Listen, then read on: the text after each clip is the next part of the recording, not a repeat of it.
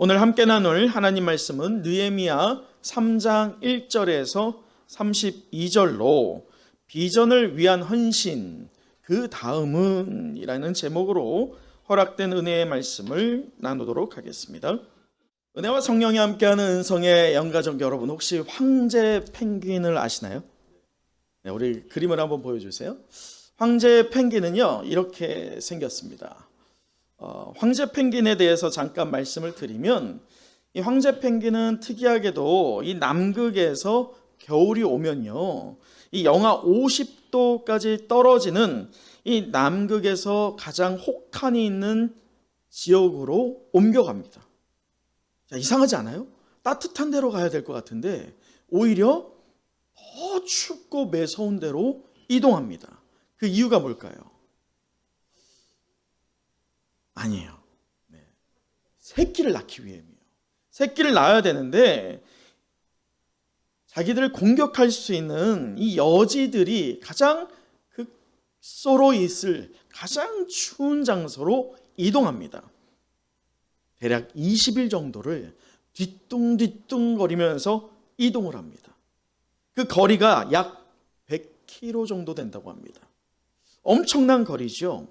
이렇게 이 무리가 애써서 간 그 지역에는 다행히 천적들은 없어요. 그러나 이들이 무엇을 맞이하게 됩니까? 강한 추위, 매서운 추위를 만나게 됩니다. 영하 50도 이하의 추위 말이죠. 자, 이렇게 추운 그 남극에 도착하였을 때, 남극 내륙에 도착한 황제 펭귄들은요, 이제 무엇을 하죠? 짝짓기를 하게 됩니다. 그 짝짓기를 하게 되는데, 이 암컷 황제 펭귄은 새끼를 낳아서요, 그 새끼를 수컷 발등위에 올려둡니다. 그리고 암컷은 뭘 할까요? 사냥을, 먹이를 구하러 나갑니다. 매섭다고 했어요. 영하 몇 도요? 50도예요. 그렇기 때문에 자칫 수컷이 잘못 움직이다가 이 얼음 위에 알이 떼그르르 구르기라도 한다면 1분도 안 돼서 이 알은 꽁꽁 얼어버립니다. 그렇기 때문에 너무나도 중요한 보물처럼 황제 펭귄 수컷은요, 그 발등 위에 알을 놓고선 온몸을 다해서 품습니다. 며칠 품는지 아세요? 50일 품어요. 작지 않죠, 그 기간이요. 그런데 문제는요, 이 추위를 혼자, 황제 펭귄 수컷 혼자 견딜 수 있을까요, 없을까요? 쉽지 않죠. 그리고 천적이 없다 하지만 그래도 있어요. 그렇기 때문에 따로 떨어져 있다가는 잘못하면 애써 품고 있는 새끼 알이 독수리나 여타 그쪽에 있는 천적들에게 먹혀버리게 됩니다. 그러다 보니까요, 이들이 하나의 특이한 행동을 하게 됩니다. 혹시 그게 뭔지 아세요? 아시는 분은 제가 상품 드립니다. 오! 네, 그게 뭐라고 해요? 둘러싸요. 둘러싸는데 더 부연 설명해 드리면, 안쪽에 있는 펭귄이 있고 바깥쪽에 있는 펭귄이 있잖아요. 시간에 따라서 자리를 계속 이동합니다. 미세하게 쉼 없이 움직여요. 이것을 허들링이라고 합니다. 뭐라고요? 허들링. 그 허들링을 통해서 추위를 서로가 부대끼면서 추위를 이겨내는 것만이 아니라 외부에서 올 수 있는 천적으로부터의 공격에서도 이겨내게 되는 것이죠. 이 집단 행동이 바로 그러한 힘을 공급하여 주더라는 것입니다. 여러분, 이처럼 이 한 무리가 극한의 상황을 이겨내는 이 황제 펭귄의 지혜는 아주 놀랍기만 합니다. 사진 내려주셔야지. 때론 성도 개인의 삶에도요, 이 매서운 눈보라가 몰아칠 때가 있어요. 교회도 마찬가지예요.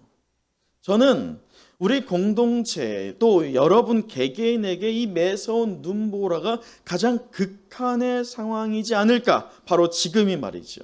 그렇게 생각이 됩니다. 또 우리 은성교회 적용해 보면 우리 은성교회 가장 최고로 어려운 때가 언제예요? 바로 지금이에요. 그러나 우리가 마치 황제 펭귄이 했던 그 집단 행동, 허들링이라는 것을 통해서 나만이 아니라 서로가 이 위기를 이겨내고자 한마음 한뜻이 될 때에 비로소 우리는 이 위기를 넘겨내게 될 줄 믿습니다. 그러기에 우리는 기대해야 돼요. 오늘보다 내일이 훨씬 더 우리는 좋아질 줄 믿습니다. 다음 주에 우리의 예배는 훨씬 더 은혜가 있을 줄 믿습니다. 그리고 우리 내년에 이 시간에 또 우리가 예배를 드릴 때면 더더욱 더 큰 은혜가 우리에게 넘쳐나게 될 줄 믿습니다. 이 시간 우리 서로를 위해서 이렇게 축복해 보세요. 아니, 먼저 나를 위해서 축복해 보시죠. 가슴에 손을 얹고 이렇게 고백해 봅니다.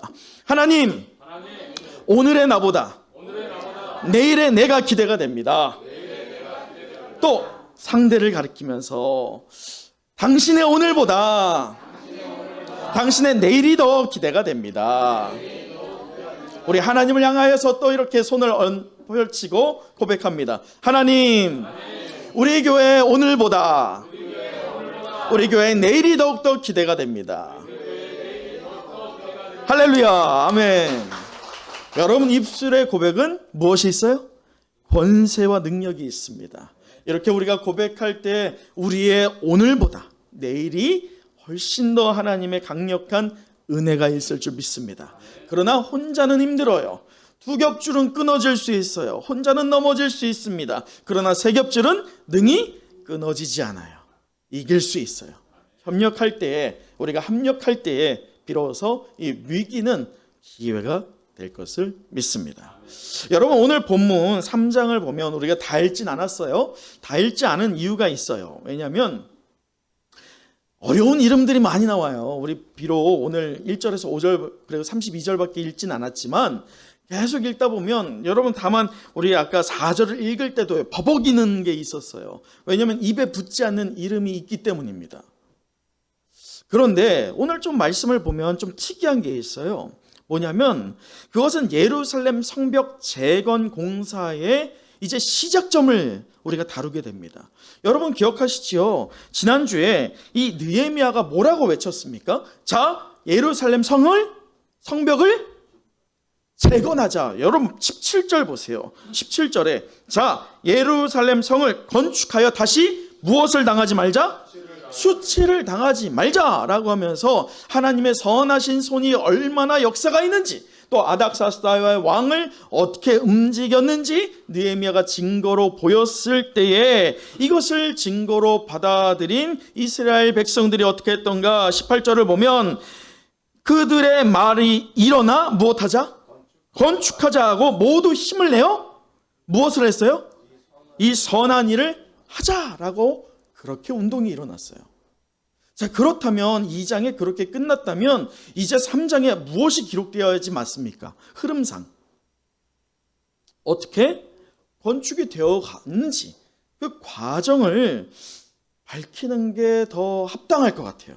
합리적일 것 같아요. 그런데 오늘 특이한 것은 그것보다도 더 그런 내용은 4장부터 나와요. 근데 오늘 3장에 보면 수두룩 쭉쭉 나오는 게 무엇이에요? 사람들의 이름이에요.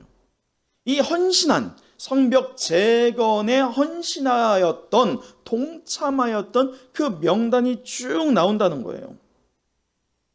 자, 그러나 오늘 이 헌신하였던 자들의 이름을 분명하게 성경은 한 장을 할애하고 있어요. 38명의 헌신자들이 나오거든요. 38명의. 그런데 이들의 이름이 중요해요, 안 중요해요? 안 중요해요, 안 중요해요. 할애되었던 것은 이들의 이름이 중요하다든지 아니면 이들이 재건한 성벽이나 성문이 중요한 게 아니에요.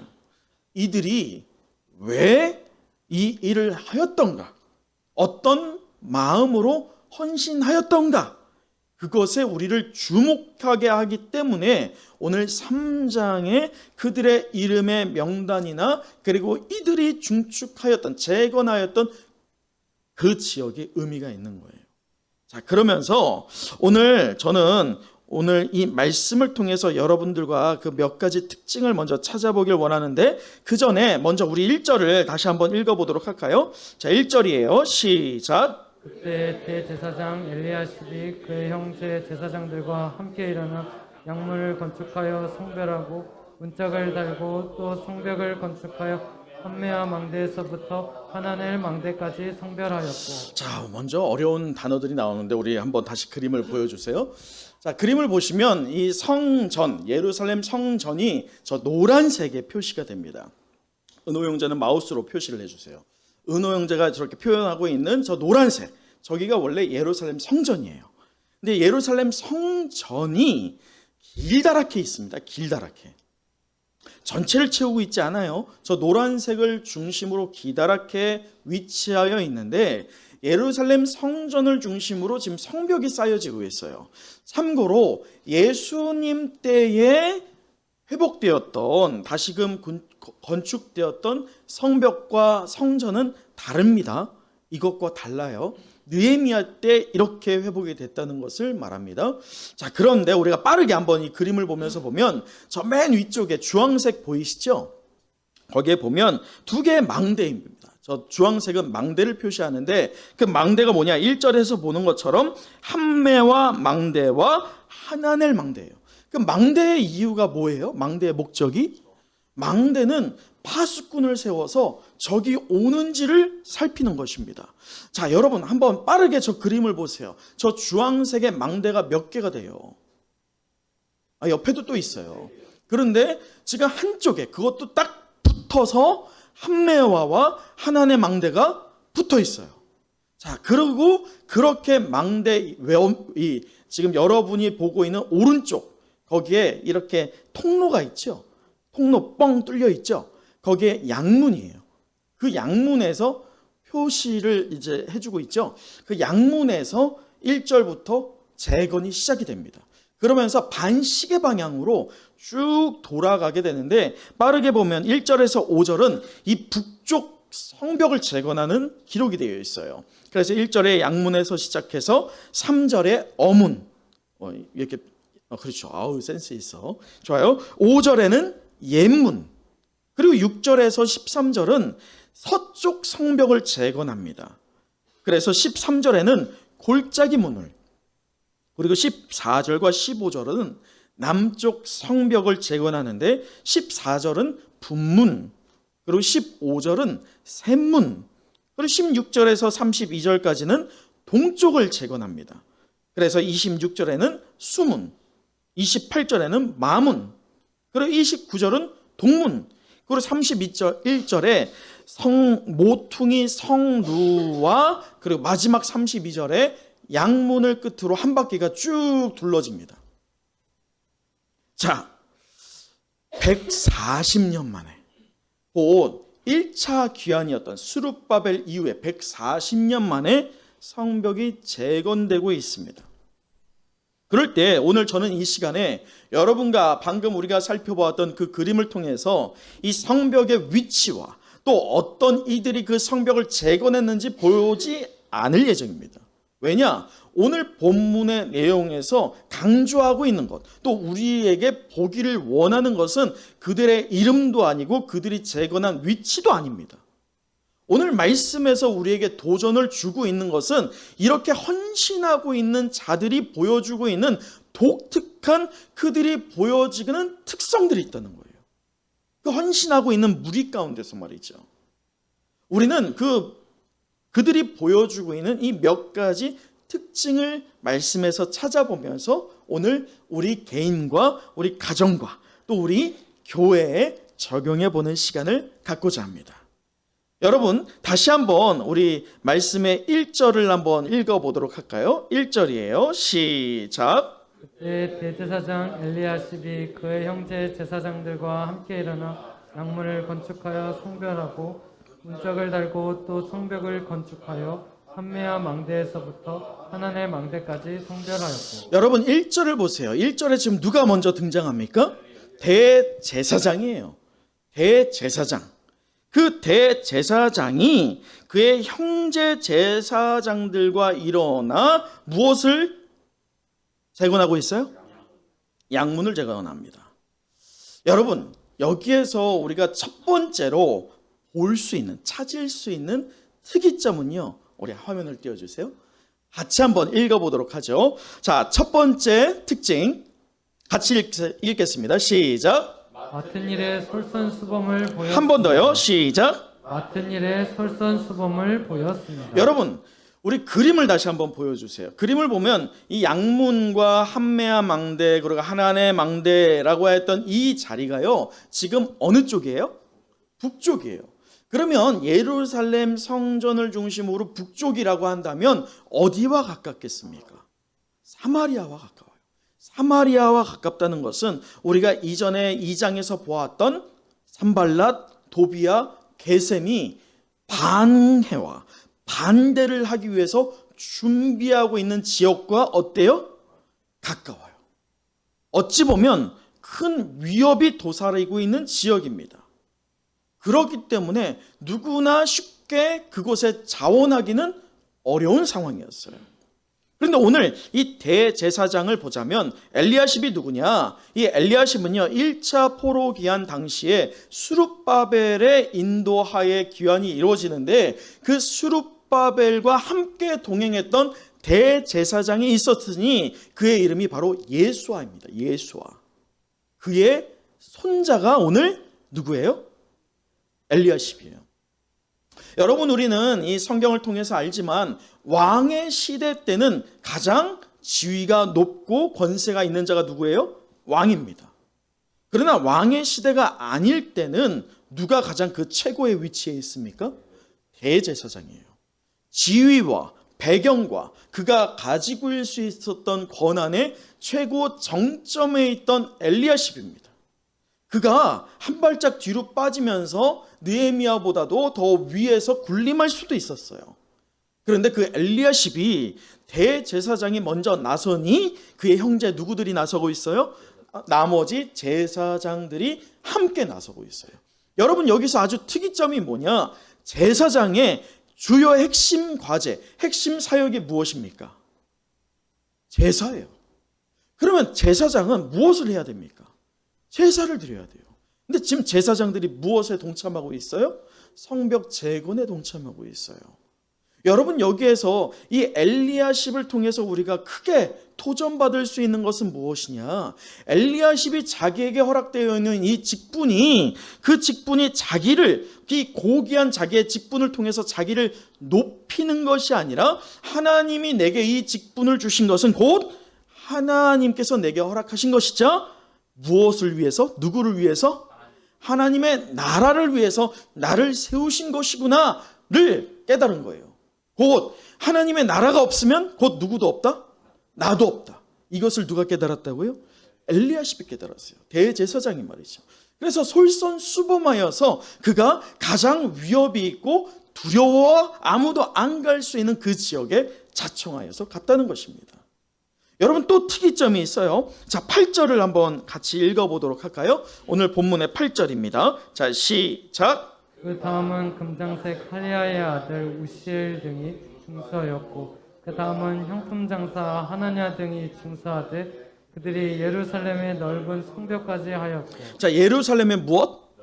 넓은 성벽. 이 서쪽을 말합니다. 서쪽을 말할 때 넓은 성벽이었기 때문에 당연히 성벽을 재건할 때 인력도 들지만 무엇도 듭니까? 물질이 들어요. 그럴 때 가장 부담이 될 수 있는 지역이었어요. 물질로 말이죠. 그 물질을 누가 담당하느냐? 8절을 천천히 보세요. 금장색. 이름은 중요하지 않아요. 금장색. 그리고 또 누가 합니까? 향품 장사. 당시에 이 역사학자들이 또 성경학자들이 밝히기는 당시에 이들이 이쪽 지역을 담당한 것은 가장 크게 물질적인 부담이 있는 지역이었기 때문에 이들이 자청하였을 것이다 라고 바라보고 있습니다. 여러분 보이세요? 교회 안에서 지금 분명히 보면 이 금장색 그리고 향품장사 이러한 어떤 물질적인 풍요함이 있는, 상대적으로 말이죠, 그런 성도들이 있어요, 없어요? 있어요. 또 교회 안에 여러 직분이 있습니다. 목사로서, 장로로서, 권사로서, 안수집사로서, 서리집사로서, 성도로서 여러 직분이 있습니다. 그런데 이 직분과 그리고 물질을 우리에게 주신 이가 있으니 그가 누구이십니까? 하나님이십니다. 그러면 하나님이 우리에게 왜 그 지위를 주셨으며 그 물질을 주셨으며 우리에게 배경을 주셨느냐? 내가 높아지는 것, 내가 잘 사는 것 중요해요. 하지만 더욱더 중요한 것이 무엇입니까? 우리를 통하여서, 우리에게 허락된 그 공급을 통하여서 무엇을 드러내기를 원하는 겁니까? 하나님을 드러내기를 원하실 줄 믿습니다.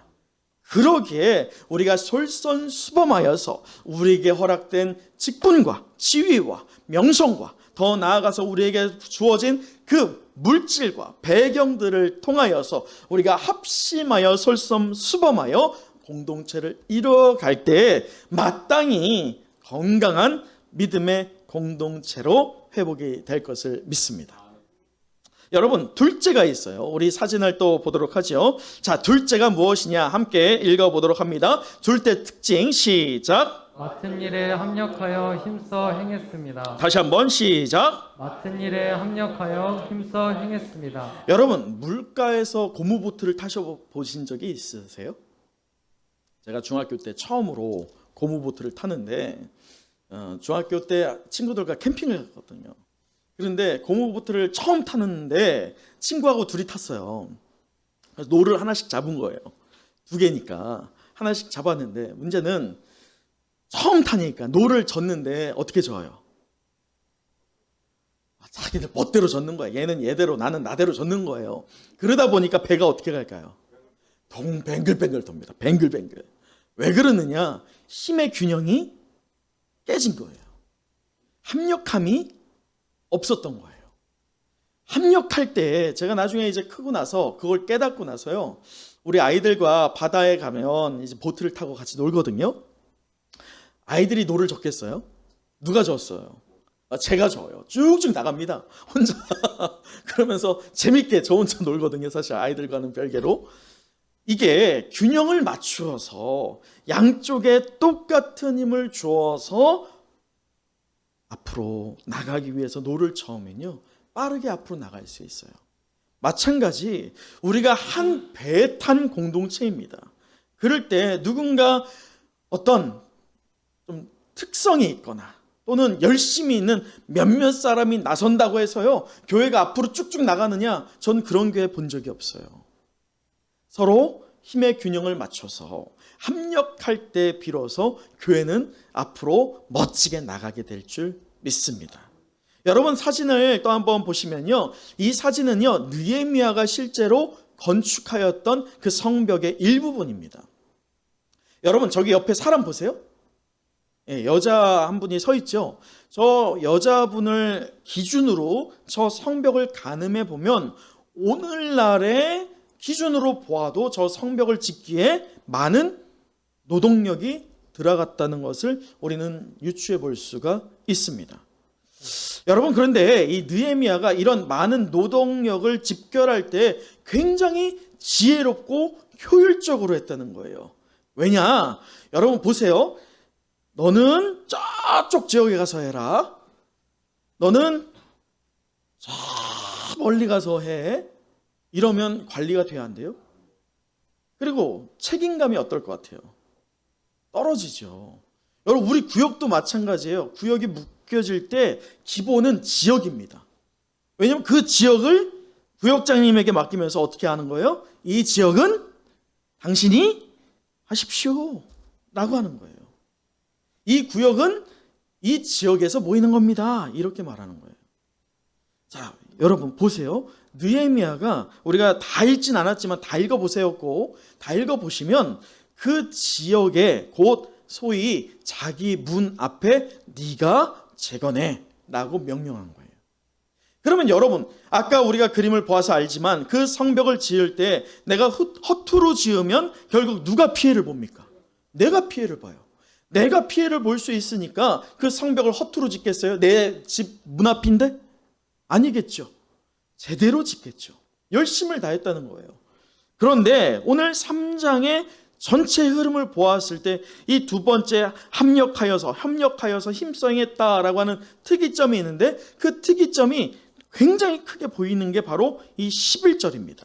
자, 11절 우리 한번 또 읽어보도록 하죠. 11절을 시작. 하림의 아들 말기야와 바한 모압의 아들 하습이 공과 화덕 망대를 중수하였고. 자, 여기에서 보면 한 부분이라고 하는 표현이 등장합니다.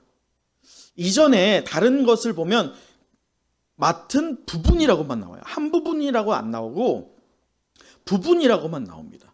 여기에서 한 부분, 이것을 이 히브리어로 보면 이것은 두 부분을 말합니다. 다시 말해서 한 부분을 이미 내가 어떻게 한 거예요? 다 끝내놓고 쉰 게 아니라 더 열심으로 저쪽 부족한 것, 곧 내게 할당제로서 이제 끝나면 끝일 것 같은데 할당제가 아니라 할당제를 넘어서서 내 지역만이 아니라 옆에 조금 미미한 힘이 닿지 않는 그 지역을 조금 힘이 더 남는 사람들이 어떻게 했다는 거예요? 마크했다는 거예요. 두 지역을 담당한 거예요, 결국은. 근데 이것이요 11절에만 나오지 않아요. 19절에서 20절, 21절, 그리고 24절, 그리고 27절, 그리고 30절, 그 한 부분이라고 하는 용어들이 계속 반복적으로 등장합니다. 이것을 보자면 그들이 얼마나 합력하였고 열심으로 힘썼는지 우리가 유추해 볼 만합니다. 마치 황제 펭귄이 허들링이라고 하는 것을 통해서 안쪽에서 바깥쪽으로 계속 돌면서 서로의 몸을 부대끼면서 온도를 유지하고 또 천적으로부터 서로를 방어하고 보호하기 위하였던 그런 행위가 오늘 누구들에게서 보여지고 있어요? 느헤미야와 헌신자들에게서 보여주고 있습니다. 여러분, 이러한 헌신이 오늘 저와 여러분에게서 또 이러한 합력이 우리 은성교회 안에서 일어나기를 간절히 소망합니다. 예수의 제자답게 헌신에 동참하고 계신 우리 은성의 성도 여러분, 아무리 사람이 많다 할지라도요 협력이 없으면 그 무리를 뭐라고 할까요? 오합지졸이라고 합니다. 오합지졸. 아무리 모여 있어도 어떻게 되는 거예요? 한 방에 나가 떨어지는 거예요. 교회에 아무리 사람이 많다 할지라도요 협력이 없으면, 헌신이 없으면 그 능력은 하나도 일어나지 않습니다. 그러나 반대로요 육의 눈으로 보았을 때 그 숫자가 너무 미미하게 적다 할지라도 무엇이 있다면? 헌신이 있고 협력이 있다면 그 공동체의 미래는 하나님께 달려있을 줄 믿습니다. 그것이 바로 영안을 열어서 우리 은혜와 성령이 함께하는 은성교회를 바라봐야 할 시점이라는 거예요. 또 우리에게 부족한 점을 채워야 하는 우리의 적용점이겠죠. 이것을 저에게 적용해 봤을 때 제가 목사로서 어떤 부분에 이 부족함이 있고 연약함이 있어요. 그럼에도 저는 오늘 이 말씀을 보면서 내가 다시 한번 이 몸된 교회를 위해서 헌신해야겠구나, 솔선수범 보여야겠구나, 그 결단을 하게 됐습니다. 여러분, 부족하지만 제가 이렇게 앞에 나갈 때 여러분 어떻게 하시겠어요? 아이고 잘 나가네, 그래 화이팅, 그렇게 하시겠어요? 아니에요. 여러분, 기러기 무리가, 철새가요 이동할 때 어떻게 합니까? V자, 역V자를 그리고 나갑니다. 그럴 때 가장 맨 앞에 선두에 서고 있는 기러기가 받는 그 학력의 무게는 굉장히 큽니다. 그럴 때 뒤에 있는 그 기러기들이요 그 앞에 있는 기러기를 미는 거예요, 힘으로. 그리고 교체를 해줍니다, 자리를. 그럴 때 철새의 무리는 안전하게 원하는 지역까지 갈 수가 있죠. 그런데 내가 그것이 싫어서 나 혼자 가겠노라고 하는 철새들은 한결같이 어떻게 됩니까? 그곳에 못 갑니다. 죽음을 맞이합니다. 공동체 역시나 마찬가지입니다. 여러분 보세요. 우리 한번 5절 읽어볼까요? 모두 다 협력하는 모습처럼 보여졌지만 사실은 실상은 모두가 협력하지 않았다는 것을 오늘 말씀이 지적하는데 5절이에요. 함께 읽어봅니다. 시작. 그 다음은 그와 사람들이 중사하였으나 그 귀족들은 그들의 주인들의 공사를 분담하지 아니하였으며. 여러분 보세요. 드고아 사람들과 드고아 사람의 귀족들이 등장합니다. 드고아 사람들은 이 사역에 동참했어요, 안 했어요? 했어요. 그러나 드고아 귀족들은 동참하기를 거절합니다. 방관자가 되었습니다. 그럴 때 여러분 분명히 38명의 무리의 이름들이 등장한다고 했지만 오늘 드고아 귀족들은 그 명예로운 이름의 명단에 들어가지 않습니다. 오히려 불명예스러운 1인으로 낙인이 찍히고 있어요. 영원토록 말이죠. 더 나아가서 불명예만이 아니라 수치스러운 명단에 이들의 이름이 기록되었습니다. 여러분, 우리 주님이 12명의 제자가 있었습니다. 그 12명의 제자가 예수님에게 살아생전에 몇 년 동안 훈련을 받습니까? 3년 동안 훈련받아요. 3년 동안이나 우리 주님은 그들과 먹고 자면서 그들에게 모든 것을 전수하고자 애썼지만 막상 우리 주님이 십자가 고난을 받을 때 제자들은 오합지졸이었어요. 다 흩어졌어요. 그러나 우리 주님은 그들을 포기하지 않으시고 한 명 한 명 찾아가 그들을 부르시고 그들을 회복시키십니다. 더욱이 그들에게 성령의 충만함을 더하여 주셨습니다. 그 성령의 충만함으로 이제 하나님 나라에 대한 비전으로 무장이 된 예수의 제자들이 이제는 사도로 변화되어서 그들이 한결같이 순교를 당하죠. 어떤 이는 목매임을, 어떤 이는 목이 잘리고, 어떤 이는 창에 찔리고, 어떤 이는 십자가의 처형을 당하고, 어떤 이는 역으로 십자가의 거꾸로 죽임을 당하였고, 어떤 이는 살가죽이 벗겨지는 죽음을 당하기까지 하였고, 어떤 이는 머리에서부터 가랑이까지 톱으로 썰려 죽는 죽음을 당하면서도 예수의 제자다운 면모를 보여냈고 하나님의 비전을 이루어 나갔습니다. 헌신을 통해서 말이에요. 그러나 우리는 알고 있어요. 거기에 누가 제외가 되었습니까? 가룟 유다였어요. 분명히 헌신자들의 명예로운 그 사도들의 이름이 있었지만 불명예스러운 그 1인이 오늘 가룟 유다처럼 또 드고아의 귀족들처럼 나타나고 있습니다. 어찌 보면 그것이 미래적으로 우리에게 갈림길에 지금 있을 수 있습니다.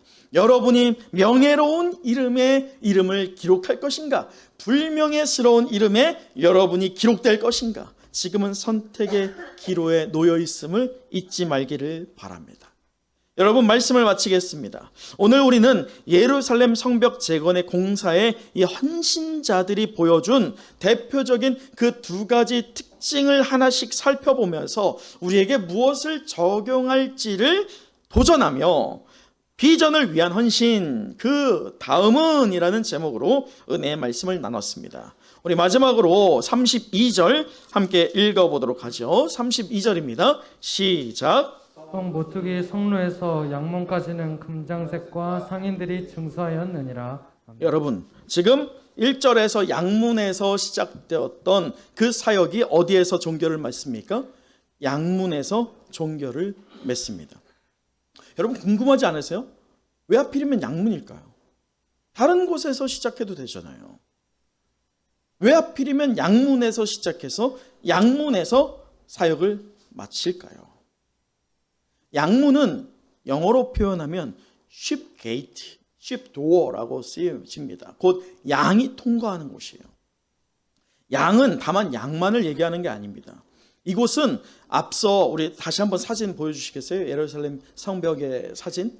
자, 이것을 잘 보시면 이 사진을 보는 것처럼 자, 양문을 통과하자마자 무엇이 앞에 나옵니까? 성전이 나와요. 곧 이 양문을 통과해야지만 하나님께 제사물을 드릴 수 있는 거예요. 감사해요.